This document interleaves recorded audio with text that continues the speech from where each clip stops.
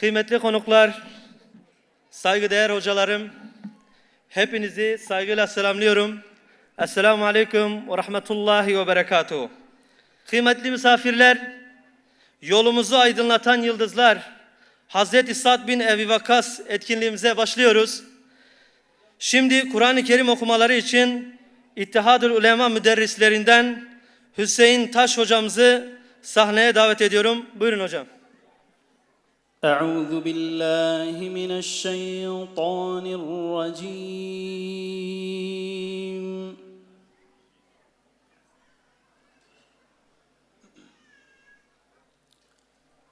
بسم الله الرحمن الرحيم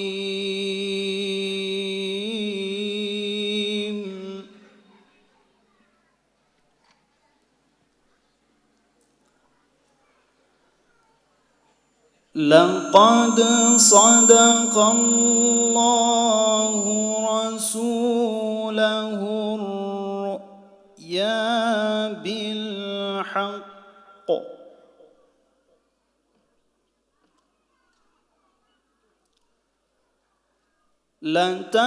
لتدخلن المسجد الحرام إن شاء الله آمنين محلقين رؤوسكم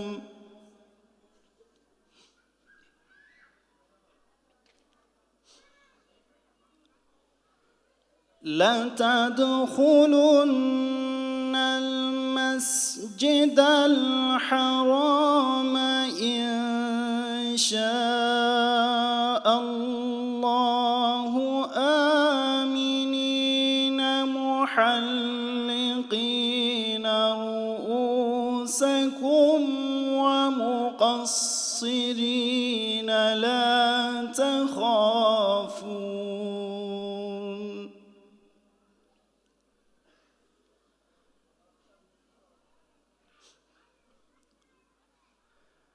فعلم ما لم تعلموا فجعل من دون ذلك فتحا قريبا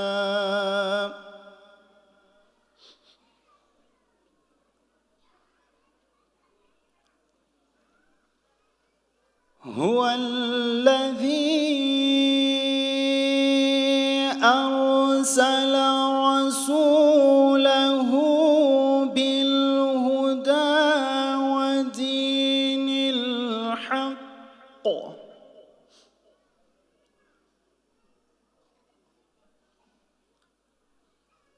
هو الذي أرسل رسوله بالهدى ودين الحق ليظهره على الدين كله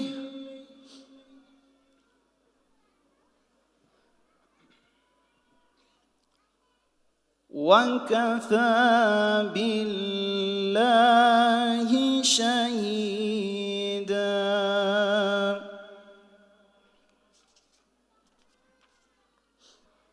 صدق الله العظيم الفاتحة.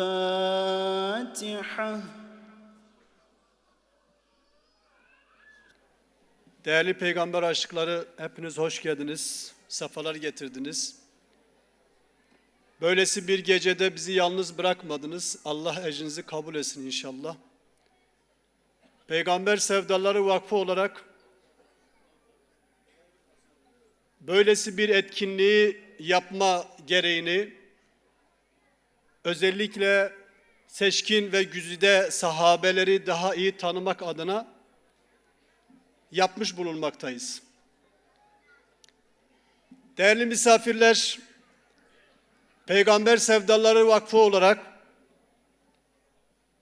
5. yıldır düzenlediğimiz Yolumuzu Aydınlatan Yıldızlar programı çerçevesinde İlk yıl Hazreti Ebu Bekir'i, ikinci yıl Hazreti Ömer'i, üçüncü yıl Hazreti Osman'ı, dördüncü yıl Hazreti Ali'yi işledik. Bunların şahsiyetlerini, bunların mücadelelerini anlattık ve aşere-i mübeşşereden olan Sa'd bin Ebi Vakkas radıyallahu anhu'yu da Allah nasip ederse bu akşam sizlerle hem şahsiyetini hem de mücadelesini anlatmaya çalışacağız. Hz. Muhammed Mustafa sallallahu aleyhi ve sellemi ne kadar tanımamız gerekiyorsa, kişiliğini, mücadelesini, yaşam tarzını, siyasi hayattaki pozisyonu, konumunu ve hayatımızın her alanındaki önderliğini nasıl tanımamız, öğrenmemiz gerekiyorsa, esasında onunla birlikte olan, onun etrafında kenetlenen, onunla Hz. Muhammed Mustafa sallallahu aleyhi ve sellem güç kazanmış, mücadele sahnesinde onlarla var olmuş, tebliğ ve irşadın ilk halkası olan Ashab-ı Güzün'ü de o kadar tanımamız lazım. Çünkü bu topraklara onların getirmiş olduğu Risalet davasının bir eseri olarak görüyoruz. Ve bizler elbette ki onları tanımak, onların yolundan gitmek, onlar Allah Resulü sallallahu aleyhi ve sellemi nasıl tanıdılar? Nasıl yanında yer aldılar? Nasıl onunla mücadele sahnesinde yer aldılar? Nasıl vahiy kültürüyle yetiştiler? İşte bizler de bu manada onların hayatını öğrenme gereğini hissettik ve bu manada sizinle paylaşma gereğini duyduk. Şimdi Kasım ayı sahabe ayı olarak Peygamber Sevdaları Vakfı ilan etti. Vakıf olarak neden böyle bir ayı seçtik diye sorarlar. Değerli konuklar, malumunuz Peygamber sallallahu aleyhi ve sellem 632 yılında vefat ettikten hemen bir kısa süre sonra, yani 639 yılında bu topraklar Ashab-ı Güzin'in getirmiş olduğu ilahi dava ile tanışmış oldular. Ve özellikle Diyarbakır, Urfa, Silvan, bu bölge 27 Mayıs 639 yılında İslam'la müşerref oldu. Zulmün, tuğyanın, azgınlığın, her türlü haksızlığın karşısında Ashab-ı Güzün dikildi ve bu toprakları İslam'la müşerref kıldılar. İşte Mayıs ayında bu topraklar İslam'la müşerref olmadan önce 6 veya 7 ay Ashab-ı Güzün bu topraklara ayak basmıştır. Ve dolayısıyla yaklaşık olarak bu topraklara geldiği ay Kasım ayıdır. Bu manada Kasım ayı bizim için önem arz ediyor ve bizler de böylesi bir ayı, madem o Ashab-ı Güzün buralara geldi, bu topraklara ayak bastı, bize ilahi davayı taşıdı, o halde bizler de onlara hoş geldiniz diyoruz. Yolunuz yolumuzdur diyoruz. Davanız davamızdır diyoruz. Sizler bizim için birer yıldız oldunuz. O halde bize düşen de sizin aydınlığınızda, sizin nurunuzda yürümek düşer ve biz de bu vesileyle her yıl Peygamber Sevdaları Vakfı olarak Kasım ayını sahabe ayı ilan etmiş şekilde programlarımızı, etkinliklerimizi inşallah sizinle beraber paylaşmaya devam edeceğiz. Bu münasebetle tekrar hepiniz hoş geldiniz, sefalar getirdiniz. Allah hepinizin hayrını kabul etsin. Esselamu Aleyküm ve Rahmetullah.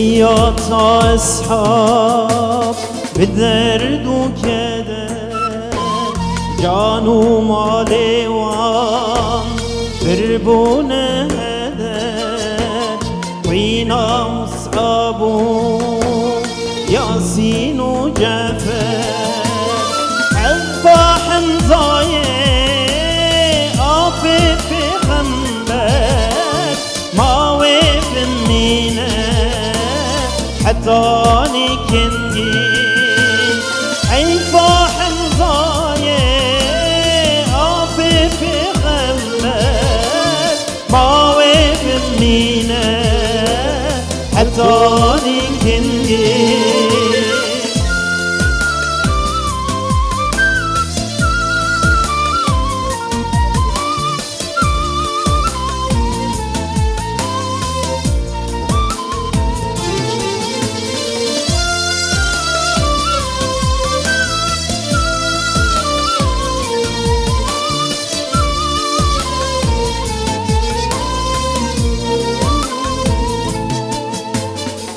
ملعون يزيد لما ابو بلا قينا مظلوم ريت بحق كدرا نترسي جخوة ضايت على عيفا حسين شاه كربلا ما ويف مينا حتى نكنجي عيفا حسين شاه كربلا ما ويبنينا حتى نكنجي. Hepinizi Yüce Allah'ın selamıyla selamlıyorum. Hoş geldiniz, safalar getirdiniz. Böyle güzel bir mekanda, böyle güzel bir vesileyle bizleri bir araya getiren Rabbimize sonsuz hamdü senalar olsun. Sa'd bin Ebi Vakkas radıyallahu anh'ın arkadaşlarının şehrinde onu anmak ayrı bir güzel. Madem ki Diyarbakır sahabe şehridir ve madem ki o sahabeler Sa'd bin Ebi Vakkas'ın da arkadaşlarıdırlar. O yüzden bu program burada çok çok daha anlamlıdır diyorum. Evet, Sinevizyon'da gerçi çok güzel özetlenmiş. Önce dilerseniz şu tespiti yapalım. Ziyan asrındayız. Kendisine yemin edilen, hani kıyamet akşam vakti kopacaktır denmiştir de belki o kıyametten önceki ikindi vaktindeyiz.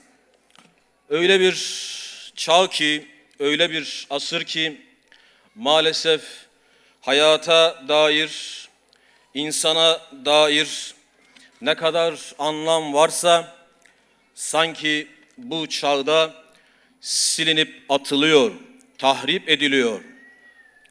Yine insanı insan yapan aidiyetler zayıflatılıyor. İster akrabalık, ister kardeşlik bağları olsun, zayıflatılıyor. Yine öyle bir zamandayız ki araçlar amaç haline getiriliyor. Yine ayarlar bozuluyor. Ailenin ayarları, cinsiyetin ayarları, çarşının, pazarın ayarları bozuluyor. Yine öyle bir zamandayız ki ahlak hedef alınıyor ve ahlak maalesef menfaat, çıkar ve güce endeksleniyor. Böyle bir zamanda her asırdakinden, her çağdakinden daha fazla yolumuzu aydınlatan yıldızları hatırlamak durumundayız. Sa'd bin Ebi Vakkasları yine diğer bütün ashab-ı kiramı radıyallahu anhum ecmaîn çok daha fazla hatırlamak durumundayız. Ya inanın öyle bir bozulma asrındayız ki tevhidle şereflenmiş ümmetin tekrar putların önünde maalesef kurban edilmek istendiği, özendirildiği bir zamandayız. Ve maalesef liberal algılar, rasyonel olgular bizi o kadar kuşatmış ki önümüze şehvetle cilalanmış, şöhretle parlatılmış nice sahte yıldızlar koyuyorlar. Şişirilmiş balonlar koyuyorlar. Ve biz şunu diyoruz, ne olursa olsun, dünya nereye giderse gitsin, biz Bilal bin Rebah demeye devam edeceğiz. Biz Sa'd bin Ebi Vakkas demeye, biz Musab bin Umeyr demeye, biz Ammar bin Yasir demeye ve hakeza o yüce sahabeleri rehber görmeye, önder görmeye devam edeceğiz. Onların yolunda ahdimizi sürekli tazeleyeceğiz ve diyeceğiz ki ahir zamanda da olsak günahın, inkarın, isyanın hükmettiği bir zamanda da olsak bizler için kurtuluş adresi yine ashab-ı kiramdır, yine asr-ı saadettir, yine onların yüce şahsiyetleri, ortaya koydukları siretleri ve mücadeleleridir. Evet, çılgın bir narsizm ve şiddetli bir hedonizm, yani alabildiğine bencil, alabildiğine zevkperest bir gençlik hedefleniyor. Böyle bir hastalığa karşı, tuğyana karşı inanın gençliğin tek ilacı, gençliğin tek kurtuluş ilacı ashab-ı kiramı anmaktır, onları hatırlamaktır. O yüzden buna vesile olan peygamber sevdalılarını tekrar ve tekrar tebrik ediyorum. Allah razı olsun. Ya öyle sahneler var ki Sa'd bin Ebi Vakkas'ın hayatında. Şimdi biliyorsunuz Kur'an-ı Kerim önce dünya semasına indi, ardından yere indi denmiştir. Önce levh-i mahfuzdadır. Sanki daha ayetler inmeden bu sahabe-i kiram bu ayetleri yaşamışlar. Rabbimiz daha fefirru ilallah demeden, yani o ayeti yeryüzüne indirmeden Sa'd bin Muaz fefirru ilallah olmuş. Yani Allah'a firar etmiş. Aynı işte o ilk sahabeler gibi. Yine şu ayet ki hepinizin malumu olan ve umirtu li en ekune evvelel muslimin, yani ben Müslümanların ilki olmakla emredildim. Evveli olmakla, öncesi olmakla emredildim. Ayeti inmeden sanki bu ayeti Sa'd bin Ebi Vakkas daha önceden okumuş gibi yaşıyor adeta. Ya hani baştan böyle gitmeyelim. Dilerseniz böyle bir sondan, bir baştan, bir ortadan alalım. Vefat edeceği zaman çocukları, evlatları yanı başında üzülüyorlar. Fakat Sa'd bin Ebi Vakkas'ın yüzünde bir tebessüm var. Diyor ki niye üzülüyorsunuz? Ben cennetliyim. Ben cennetle müjdelenmişim. Ben cennete gideceğim. Şimdi şu söze bakar mısınız? Yani dersiniz ki ya böyle bir söz nasıl söylenir? Yani bir kimse nasıl olur da ben cennete gideceğim der böyle kesin bir ifadeyle. Sa'd bin Ebi Vakkas ise der. Niye der? Çünkü o Habib-i Ekrem'in seni cennetle müjdelediğine öyle bir iman etmiş ki, öyle bir yakini var ki Allah Resulü böyle söylediyse, beni aşere-i mübeşşereden gördüyse, cennetle müjdelediyse, evet ben cennetliyim. Öyle söylüyor, ben cennetliyim. Peki ne zaman cennetliksin dedi? Bir gün sahabe Efendimiz Aleyhisselatü Vesselam'ın önünde dinlerken diyor ki, az sonra cennetlik birini görmek istiyorsanız o kapıdan girecek. Az sonra şu kapıdan cennete gidecek birisi, cennetin yolcusu, cennetle müjdelenmiş birisi girecek. Herkes kapıya doğru bakıyor ve kapıdan giren Sa'd bin Ebi Vakkas radıyallahu anh. Abdullah bin Amr bin As soruyor. Diyor ki, ey Sa'd, sen ne yaptın da, ne yapıyorsun da Efendimiz sallallahu aleyhi ve sellem senin için cennetlik diyor. Seni cennetle müjdeliyor. Yani farklı olarak ne yapıyorsun? Sa'd bin Ebi Vakkas diyor ki, hiçbir şey yapmıyorum. Aynı sizin yaptığınızın aynısını yapıyorum. Bende ayrıca bir şey yok. Düşünüyor yani, acaba nedir beni cennetlik kılan, ama bir şey aklına geliyor. Diyor ki, bilmiyorum ama benim kalbimden hiçbir Müslüman kardeşime haset geçmez. Benim içimde hiçbir Müslüman kardeşime karşı bir husumet, bir kin geçmez. Bir suizan bulunmaz. Benim kalbimde bunlar yok. Amr bin el-As, Abdullah bin Amr diyor ki, işte bu. İşte bu. Demek ki senin müjdeleyen bu, ama ya sadece bu değil tabii, hayatının tamamı zaten onun için cennet diyor. Bakın, Sa'd bin Ebi Vakkas deyince bir kelime söylesek yeter. Duruş. Büyük yüce bir sahabi dedik ya, onun hayatında belki de bize ders kalan o duruşudur, o dirayetidir, bir de ferasetidir. Feraseti, onun bir feraset duruşu var. Az önce aktarıldı. Peygamber Ayşe annemiz anlatıyor. Ayşe annemiz diyor ki, bir gece Resulullah uyuyamıyor, endişeli. Henüz daha o ayet inmemiş. Allah seni onlara karşı koruyacaktır ayeti henüz inmemiş. Efendimiz endişeli ve ne diyor? Keşke salihlerden birisi gelse de bizim kapımızda nöbet tutsaydı, keşke.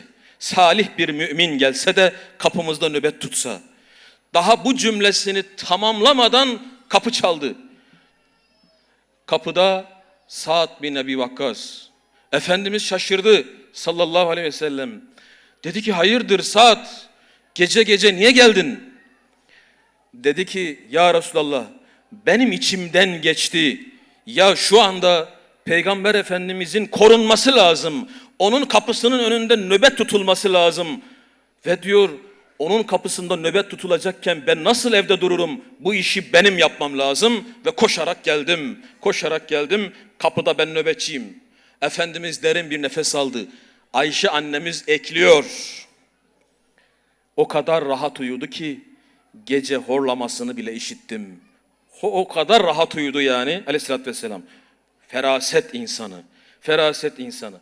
Ama şimdi ilk ok attı, ilk kafa yardı filan. ya güzel şeyler bunlar, hoşumuza da gidiyor. Bazen hele o vadide kafa yarma, deve kemiğiyle kafa yarması var ya. Şimdi keşke gençlerimiz bunun tiyatrosunu yapsalar ya. Keşke bunların tiyatrosu yapılamaz mı? Yapılır yani. Şimdi o kafa yarma sahnesi sıradan bir sahne değil. Ya Mekke'de topu 10-15 tane Müslüman var. Şu anda yeryüzünde 2 milyar Müslüman yaşıyor elhamdülillah. Ve şu anda en hızlı yayılan din hangisi? İslam. Şu anda biz burada konuşuyoruz. Gidin Kabe'de, hacda o Arafat'tan o akışı görün. İnsan bir tuhaf oluyor. Binlerce insan. Ya o gün Mekke'de topu 10-15 tane Müslüman. Ne kadar zor. Ve tedbir alıyorlar. Diyorlar ki gözlerden ırak bir yerde kılalım şu namazları. Henüz cihat emredilmemiş. Başımıza bir iş çıkmasın. Bir vadide, kitaplar Ebu Düb ismini veriyorlar. Bir vadide birlikte namaz kılıyorlar. Gözlerden ırak bir yerde. Ama ihbar edilmişler. İhbar edilmişler ve Mekkeli müşrikler etraflarını kuşatıyor. Şimdi tabi alay ediyorlar, hakaret ediyorlar. Yani bir taşkale arıyorlar. Henüz dediğimiz gibi cihat da emredilmemiş, savaş izni de yok. Ne yapacak bu Müslümanlar? Valla ne yapalım? Cihat da emredilmemiş. Zaten şurada 3-5 kişiyiz, 10-15 kişiyiz. Bunlar çok güçlüler. En iyisi bize ne söylüyorlarsa sineye çekelim. Yutkunalım. Görmezden, duymazdan gelelim mi diyorlar, diyecekler. Buna biz bugün ne diyoruz buna? Bu tavra ne diyoruz? Eziklik. Ezik Müslüman. Ezik. Tamam, savaş halinde olmayabilirsin. Karşı tarafla barış içinde olabilirsin. Ama ezik olmayacaksın. Ezik olmayacaksın kim olursa olsun. Ve Sa'd bin Ebi Vakkas orada bulduğu bir deve kemiğini alıyor. O hakaret eden müşriğin kafasına vuruyor. Ve onun kafası yarılınca öbürleri korkuyorlar. Korkup oradan kaçıyorlar. Korkup kaçıyorlar. İşte bu Sa'd bin Ebi Vakkas'ın cesaret duruşudur. Cesaret duruşu. Kıyamete kadar aslında bu ders öyle etkilidir ki nerede olursanız olun. İlla savaşmak zorunda değilsiniz. Ama ezik de olmayın diyor. Ezik de olmayın. Ezik olmayın. Yani muazzam bir ders. Fakat Sa'd bin Ebi Vakkas'ın bir de ihlas duruşu var. Nerede? Bedir'de. Bakın Bedir'de kardeşi Ümeyr bin Ebi Vakkas 16 yaşında şehit olmuş kucağında. Oradan kalkıyor müşriklerin böyle azılı bir komutanını Said bin el-As onu öldürüyor. Kılıcı Zülketife'yi alıyor. Meşhur kılıç, herkesin bildiği kılıç. Ve kılıcı kınında artık kendisinin biliyor kılıcı. Peygamber Efendimizin yanına geliyor. Diyor ki ya Resulallah ben işte o müşriği öldürdüm. Aha kılıcını da aldım. Yani hakkım olan kılıcı aldım. Efendimiz diyor ki aleyhissalatü vesselam ey Sa'd o kılıç şu anda senin olamaz. O ganimet götür ganimetlerin arasına bırak. Ya Sa'd bin Ebi Vakkas şöyle demiyor. Ya Resulallah daha az önce kardeşim şehit oldu. Ya Resulallah ben ki bak 14 tane Müslüman kardeşim şehit oldu. Onları şehit eden Sa'd bin el-As'ı öldürdüm. Onun kılıcını aldım. Bu kılıç benim değil mi? Nasıl benim olmaz? Demiyor. Hani tabiri caizse mızıkçılık etmiyor. Mızıkçılık yapmıyor. Semi'na ve ata'na hemen götürüyor kılıcı o ganimetler arasına bırak. Bunun üzerine ayet iniyor. Ayet iniyor. Ganimetlerle ilgili ayet. O ayet inince Efendimiz Sa'd'ı çağırıyor. O kılıcı ona geri teslim ediyor. Ya bu nedir? Bu küçük cihadın içinde büyük cihat duruşudur. Küçük cihadın içinde büyük cihat duruşu. Bu ihlas duruşudur. Bu nefse karşı kahramanlık duruşudur. Evet, Sa'd bin Ebi Vakkas inanın bize hep böyle duruşlarla kalmış, duruşlarla gelmiş. Efendimiz Aleyhisselatü Vesselam onun eskiden beri ok ustası olduğunu biliyor. İyi bir okçu olduğunu biliyor. Ve bir defasında diyor ki ya Resulallah bana dua edin de dualarım kabul olsun. Efendimiz Aleyhisselatü Vesselam ona diyor ki ey Sa'd duaların kabul olmasını istiyorsan helal yiyeceksin. Helal lokma yiyeceksin. Çünkü haramla beslenen vücut ateşe daha layıktır. Madem dualarının kabulünü istiyorsun helal ye. Ama ekliyor Allah'ım Sa'd'ın duasını makbul, atışını isabetli eyle. Duasını makbul eyle, attığı her şeyi de isabetli eyle. Ve sahabe bunu duyuyor. Herkes artık ondan dua istemeye başlıyor ve herkes onun bedduasından korkuyor. Ki bakın Uhud'a geldiklerinde yine Efendimizin diğer bir akrabası olan Abdullah bin Cahş, hani meşhur biliyorsunuz bu olayı. Abdullah bin Cahş, Sad'ın duasının makbul olduğunu bildiği için savaş başlamadan onu köşeye çekiyor. Diyor ki ey Sad, senin duan reddedilmiyor biliyorum. Çünkü sen Efendimizin bu konuda duasını aldın. Şimdi diyor ben bir dua edeceğim, sen amin diyeceksin. Sen bir dua et, ben amin diyeyim. Önce Sa'd bin Ebi Vakkas dua ediyor. Diyor ki Allah'ım karşıma şöyle iri yarı bir müşrik çıkar, öldüreyim, bir daha çıkar öldüreyim filan. Onların ganimetlerini de alayım. Sonra gazi olarak evime döneyim. Abdullah bin Cahş amin diyor. Ardından Abdullah bin Cahş'ın duası var. Ve bu duaya Sa'd bin Ebi Vakkas amin derse kesin kabul oluyor. Bunun bir sürü örneği var. Nasıl dua ediyor Abdullah bin Cahş? Diyor ki ya Rab karşıma iri yarı bir müşrik çıkar. Öldüreyim, tekrar bir daha çıkar öldüreyim, sonra dev gibi birisi gelsin. Beni şehit etsin. Sonra kulaklarımı kessin, burnumu kessin. Beni diyor böyle paramparça etsin. Ve ben senin huzuruna öyle geleyim. Sen bana sorasın. Diyesin ki ey Abdullah ne yaptın kulağını, burnunu, gözünü, yüzünü ne yaptın diye sorasın da ben de şöyle cevap vereyim. Ya Rab onları sen vermiştin ya, ben de onları senin yolunda, Habibinin yolunda feda ettim diyeyim. Ey Sa'd ne olur bu duaya amin de. Sa'd bin Ebi Vakkas şaşırıyor. Bu duaya nasıl amin diyecek? Ama titriyor Abdullah bin Cahş, zangır zangır titriyor. Haydi amin desene. Dayanamıyor, söz vermiş çünkü. Amin diyor. Ve Uhud'un sonunda Abdullah bin Cahş'ı sadece bir buldukları parmaktan tanıyorlar. Duası makbul olmuştur. Ama Sa'd bin Ebi Vakkas'ın duası sadece bunlar değil ki. Eğer Kadisiye'yi fethettiyse, Kadisiye'yi kazandıysa, İran'ı fethettiyse yine o duaları sayesinde. Ve ona iftiralar atmışlar, çekemeyenler, haset edenler. Mesela Küfe şehrini kurmuş, Küfe şehrinde namaz kıldırıyor. Demişler ki o namazı kıldırmayı bilmiyor, o sefere gitmiyor, o şöyle o böyle. Bu şikayetler gelince tabi müfettişler görevlendirilmiş, araştırmalar yapılmış, suçsuz olduğu ispatlanmış. Yalnız Küfe'de bir mescitte bir tanesi çıkmış demiş ki evet ben bunları iddia ediyorum.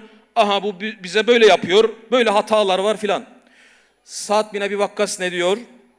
Ya Rabbi eğer bu konuşan yalancıysa bunun ömrünü uzat, buna uzun bir ömür ver. Ama o uzun ömründe de fakirlik ver. Sonra bunu fitnelerin içine at. Daha sonra sahabe naklediyor, tabi'in naklediyor. O beddua ettiği kimse 150 yaşadı. Gözleri kör oldu. Ve öyle fitnelerin içerisine daldı ki yine bir fitneye karışırken öldü. Bakın bir duasını daha söyleyip başka yere geçelim. Bir tanesi Medine'de Hazreti Ali'ye küfrediyor. Hazreti Talha'ya küfrediyor. Hazreti Zübeyir'e sövüyor. Hazreti Sa'd yapma filan dese de o kimse dinlemiyor. En sonunda diyor ki Sa'd bin Ebi Vakkas bak böyle yapma. Allah sana gazap eder. Bunu duyan o kimse sen diyor peygamber misin de beni böyle uyarıyorsun? Sen Allah'ın işlerine ne karışırsın? Sen beni Allah'la mı tehdit ediyorsun filan? Aradan inanın 1 saat geçmiyor. Bir deve geliyor. Azgın bir deve ve bunu arıyor. Bu adeta bu küfreden şahsı arıyor. Buluyor bu deve bunu. Ayaklarının altına alıyor. Ezerek öldürüyor o deve. O yüzden sahabe çok korkmuş. Hatta inanın öyle örnekler var ki Hazreti Ömer bile korkmuş. Hazreti Ömer bile korkmuş. Şimdi o örneği anlatmayacağım. O örneği anlatmayacağım çünkü konuyu dağıtmak istemedim. Yani yeter diyorum bu kadar. Dediğimiz gibi Hazreti Sa'd bin Ebi Vakkas'ın duruşundan lazım bize. Onun ilkeli duruşundan. Hani ilkesizliğin moda haline geldiği, adet haline geldiği bu zamanda onun ilkeli duruşundan lazım. Onun cesur duruşundan lazım bize. Onun o imanlı, ihlaslı, tavizsiz duruşundan lazım. Onun dirayetinden lazım. Rabbim bizlere o yüce ashabı, o Sa'd bin Ebi Vakkas'ı sürekli örnek olarak kılsın, göstersin. Onların yolundan yürümeyi nasip eylesin. O duruştan nasip etsin bize inşallah. Geceniz hayırlı mübarek olsun. Esselamu Aleyküm ve Rahmetullah. Allah'ım senin rızan için burada toplanan erkek kadın tüm kardeşlerimize sahabe şuuru ver ya Rabbim. Allah'ım bizlere sahabenin kardeşliğini, itaatini, fedakarlığını, yardımlaşmasını, ibadetini, ahlakını nasip et ya Rabbim. Allah'ım bizleri, anne babamızı ve bütün müminleri bağışla. Allah'ım yeryüzündeki bütün Müslümanları bir çatı altında topla ya Rabbim. Allah'ım yeryüzündeki mazlumlara yardım et ya Rabbim. Amin. Velhamdülillahi Rabbil alemin. Değerli konuklar, programımız burada nihayete ermiştir. Katılımınız için hepinize teşekkür ediyor. Sizleri Allah'a emanet ediyorum. Allah hepinizden razı olsun.